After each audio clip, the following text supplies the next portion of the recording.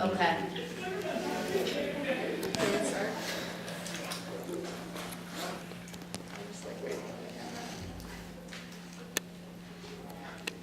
Good.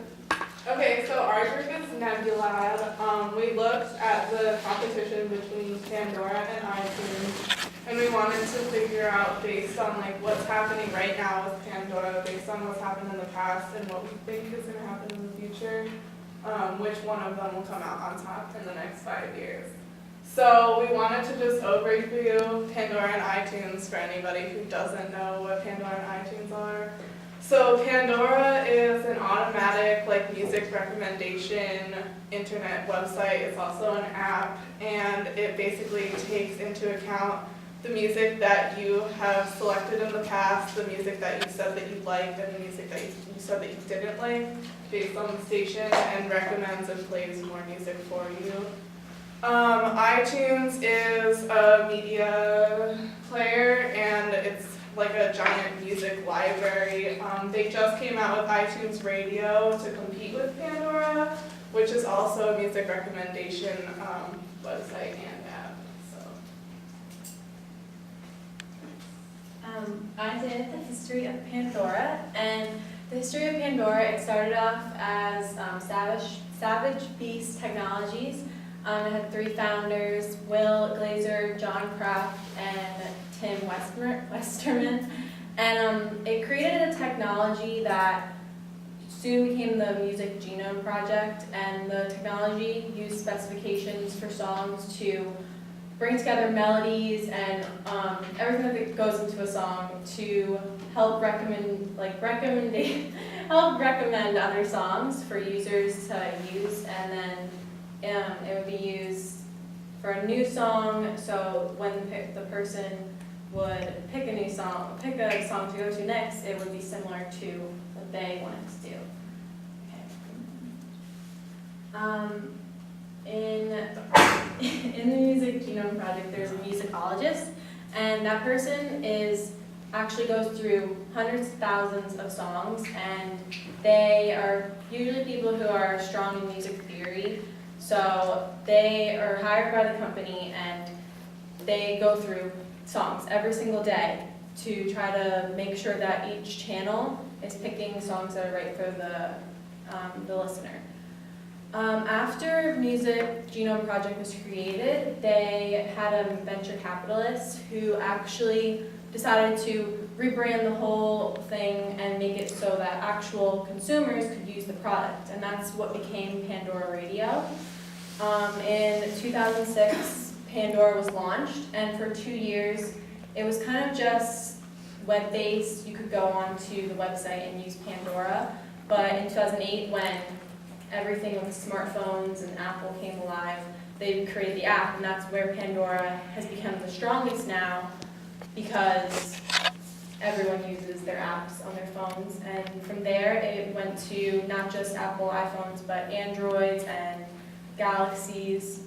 And then when they realized that they weren't getting as much profit on just the Pandora Radio, they made Pandora One, which is, a lot of consumers weren't big about the advertisements.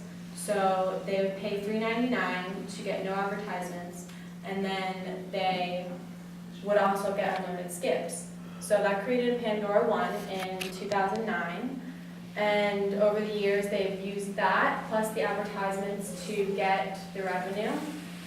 Recently, in the history of Pandora, they came out with something over the summer. If you guys ever use your Pandora, there was something that had popped up, and it says, you're out of listening time. You only have 40 hours to listen. And I remember I was running around the track, and I'm like, what do you mean I have 40 hours of Pandora listening time? Like, what is this? And consumers were completely dissatisfied, and just last month they completely cut it out. So you can see it here. It's this would pop up, and you'd be done for the month, and you have to wait until the next month, or you have to pay the $3.99 to go up to Pandora One. So that's the history of Pandora. Okay, I did the history of iTunes, and iTunes was introduced by Apple January 9, 2001. And it was made basically to be like a jukebox program to download and import music. These are the benefits of iTunes. You can import an unlimited number of songs and turn them into MP3 format. You can organize your music by putting the songs into libraries. You can listen and search for MP3 CDs and internet radio stations. Create your own CDs and also download songs onto your MP3 player. So that was just the start. Alright, and I did Pandora now. I did a lot of research, basically just listening to Pandora on iTunes Radio. When you open up the app for Pandora, you're usually greeted by a giant banner ad. What I've noticed with Pandora is there's a lot of commercials as opposed to iTunes Radio, which has not as many commercials. But Pandora is basically what says a radio app that allows users to listen to music based on similarity in genre of the selected music station. Basically, the algorithm is dictated by, they brought in like a musicologist and they study the tones of different music and everything. So with Pandora, I noticed that there's a lot more underground bands that you'll find using Pandora as opposed to iTunes, which is more pop culture. Can you scroll down a little bit to personal experience? Okay, so something that I read about with Pandora is the business part, which advertising compromises 88% of Pandora's total revenues, and they've been in the spotlight with how they make a profit. Basically, the breakdown is that they announced an 80.8 million in total revenue for the first quarter, which was up 58%. Of the 80.8 million, 70.6 million came from advertising, while the other 10.2 million came from subscription. In addition, Pandora has seen a 62% advertising revenue increase and a 38% subscription revenue increase in a year. The majority of the Pandora users remain on the free ad-supported model as opposed to switching over to the price where you can pay. Yeah, their cost structure is highly variable. You know, the music artists, they don't really see a benefit from people listening to online radio. They're not really getting paid. So with Pandora, in order to get their music, they have to go through a bunch of different channels. Some of these channels include like the Sound Exchange, which collects content fees on behalf of the labels or artists. And then second, Pandora has to pay licensing fees to agencies such as BMI, ASCAP, or SESAC in order to compensate composers and songwriters and publishers.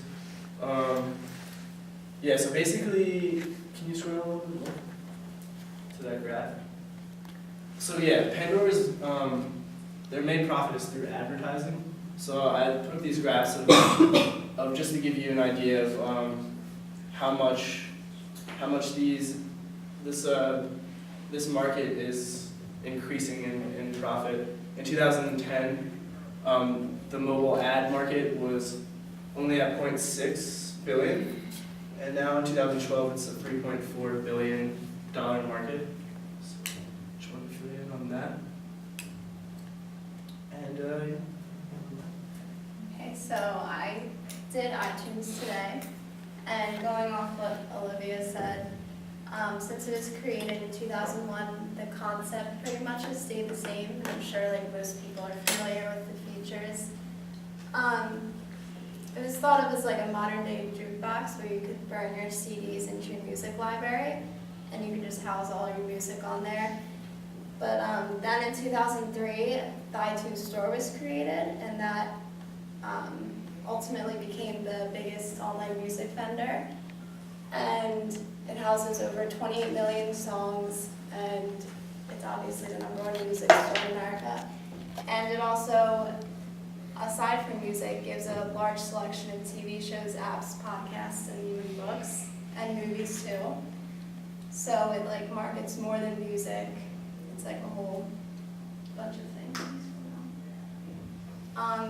There's also the feature on iTunes called iTunes U now. ever used it before, but students can play video or audio lectures and also take notes. And professors can even like upload their slideshows for students to look at and read.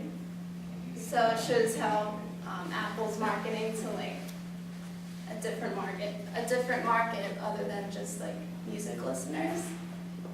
And iTunes, Apple's like masterpiece. Basically, iTunes is really the structure that binds everything that Apple offers together. It has a feature called iCloud, which everything you purchase on iTunes can be like found on all your different devices. And there's home sharing, which different devices can share what's purchased on iTunes too. Basically, it strives for convenience, and it gives people ease in knowing they have like complete access to their music libraries in multiple ways. And yeah, so Apple's still the top leading digital music distributor in the world. Okay, we have a video to show you. It's going to kind of introduce what's going to be the future of, it's going to introduce kind of what's going to be happening soon with iTunes Radio, which I'm sure all of you guys have heard about. It kind of shows how it's a copy of Pandora.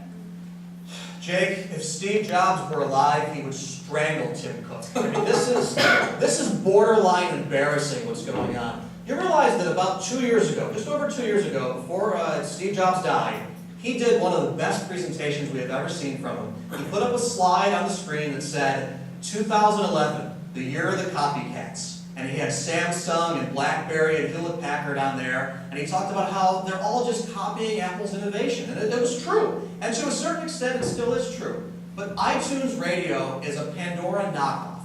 It absolutely does not come close to Pandora, or will not come close to Pandora, in terms of functionality and user experience. It can't possibly do that.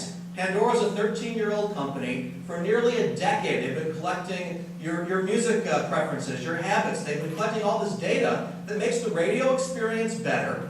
And also, they analyze every song that goes into the Pandora Internet Radio. Every song in that Music Genome Project, their technology that drives the recommendation engine, is analyzed by one person sitting in front of a computer. It takes 20 minutes to analyze one song. This is an amazing experience they put together, and Apple is just doing what everybody else has done, copying it. All right, well, before we let you go, I want to know what your take is on this new operating system, OS X Mavericks. Is it going to sell? Great name. People in California, like me, really resonates with them, the Mavericks name. People will definitely put it on their devices, both the iOS that's coming out and the OS X. Great stuff. No one's disputing that, but there's no innovation here. And again, this is just, it's really... You can see how they're talking about how iTunes Radio is kind of a knockoff of Pandora, but what we were thinking of was, even though iTunes Radio is kind of a knockoff of Pandora, it's probably going to work for them just because they have the loyal following of consumers, and now that they have, just like with Vines and Instagram, the moment Instagram came out with their new video feature, everyone was saying like death to Vines, and Vines is going to be over. Well, we kind of feel like iTunes Radio kind of has that same happening. So they have that loyal following, and they're probably going to take many of Pandora's listeners and take them to iTunes Radio. And we kind of showed you this just to sort of show you a different point, but we think that he's actually wrong, and even though they are copying, iTunes Radio is going to benefit them. But this is the future of Pandora. Okay, so Pandora basically this summer came out with a bunch of new features to compete with iTunes, or Apple's iOS 7 that just came out. So basically, iTunes just came out with iTunes Radio, which will be the future of iTunes, to compete with Pandora.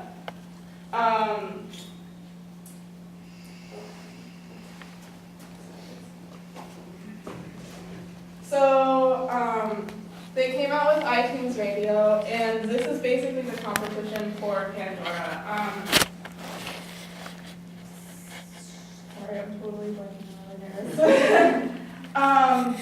Pandora has been coming out with new music and everything for a couple of years. And they have yet to report a successful, like profitable business year since 2008. So we have a graph here that they have been increasing in revenue, but despite that, the yellow line is their net income. They have not been profitable in a while.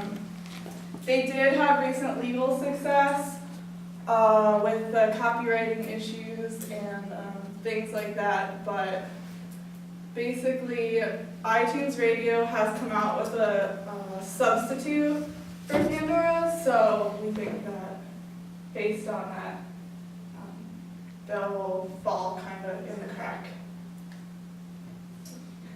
So the future of iTunes, we kind of already alluded to it, but basically, I mean, they have 25 billion songs in 119 different countries, so it's very worldwide. Obviously, everyone knows what it is.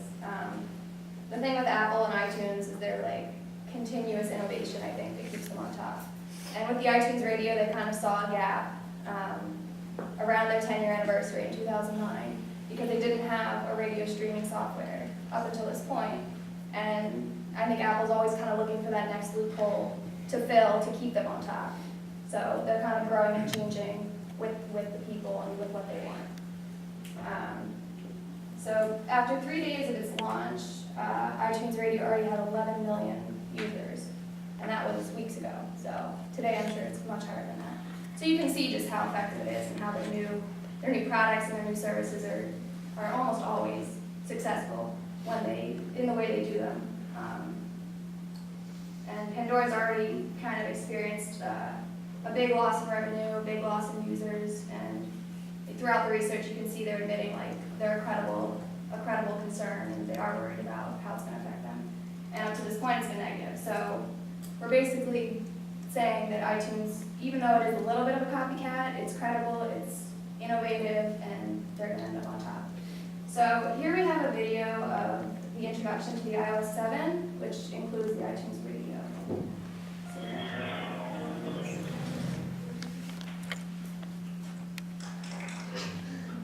New music, and we call it iTunes Radio.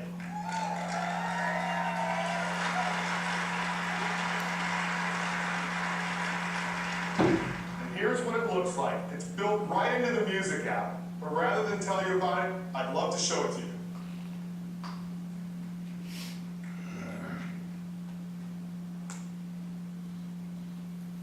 And we'll launch the music app. And the first thing you'll notice is we've got a set of featured stations that our programming team have created. So you can see the songs that are trending on Twitter right now, or even the songs that you guys are all going to hear this week at WWDC. But I feel like summer songs. So you just tap.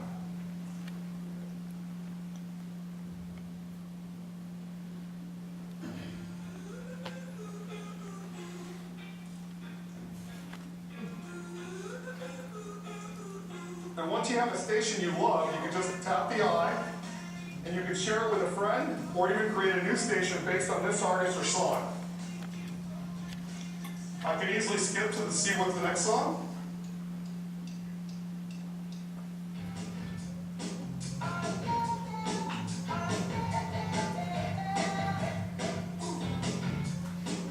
I'll go back to stations, but it's not just the featured stations that we provide. You can create your own stations. Here's some that I previously created. But I feel like doing something new. Now, our music team is providing you with hundreds of stations based on alternative, country, classic rock, but I feel like doing something a little more specific.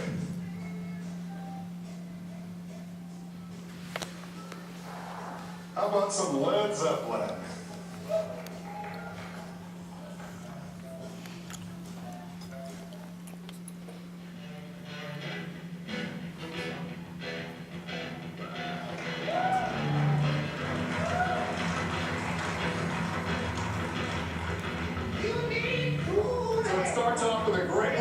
Song.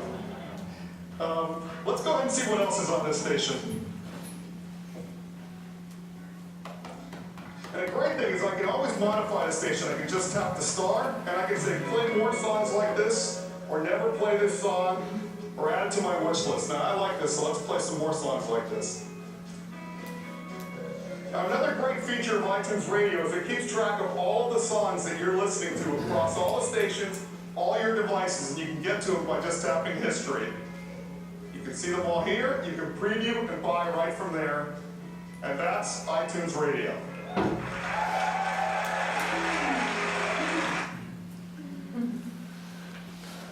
That just kind of gave you guys a look like into the software itself and why we think iTunes is going to come out on top, because that's a big part of why is iTunes Radio.